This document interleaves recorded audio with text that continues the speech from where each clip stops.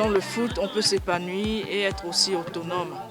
Donc être indépendante, on n'a pas besoin d'avoir 30 ans, 50 ans avant d'être entrepreneur.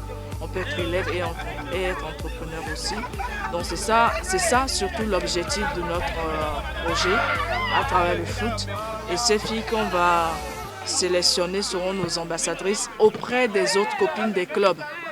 Parce que personne ne sera mise de côté et tout ce qu'elles vont apprendre pendant les 5 jours des vacances où on va les regrouper, elles doivent être en mesure et en capacité de le partager avec le reste du club, des autres filles, pour préparer aussi leur suite.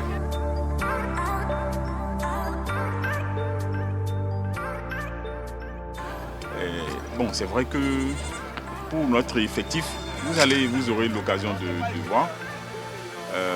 Elles sont volontaires, les filles sont volontaires. Et il manquera toujours le petit accompagnement. Et c'est d'abord les parents, il faut préparer les parents, il faut sensibiliser les parents à laisser les enfants. Donc le travail, la chaîne commence par s'élargir. Nous, en tant que responsables, on est aussi éducateurs.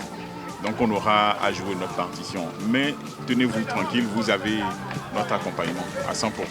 Je m'appelle Adjala Niké. 14 ans. Le foot, c'est une bonne chose. Comme je vois les filles dans la télévision, ça me plaît de jouer. C'est pour ça que moi je veux participer. C'est vrai que beaucoup de parents ont cette peur-là au ventre, de laisser leurs filles aller au sport.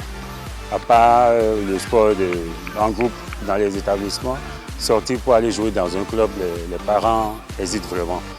Mais moi, parce que c'est un risque. C'est juste l'amour de ce que tu as, l'amour du sport. Et si tu veux vraiment que ta fille évolue, le sport sert à beaucoup de choses.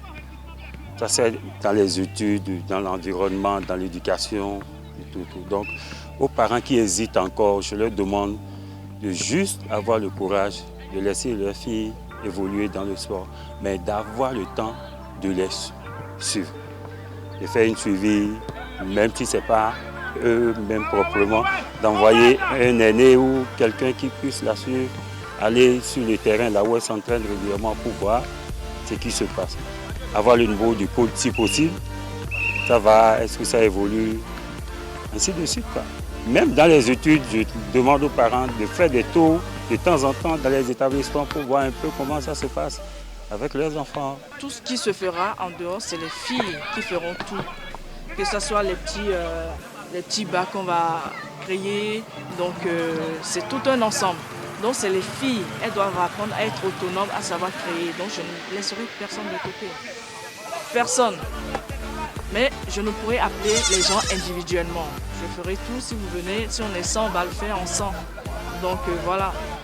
Donc c'est d'accompagner, c'est de motiver, c'est de donner une image parce que les filles elles doivent être à l'image du projet. Et pour qu'on change l'image, le visage que ce football a aujourd'hui, que les gens ils ont sur les filles et les coachs.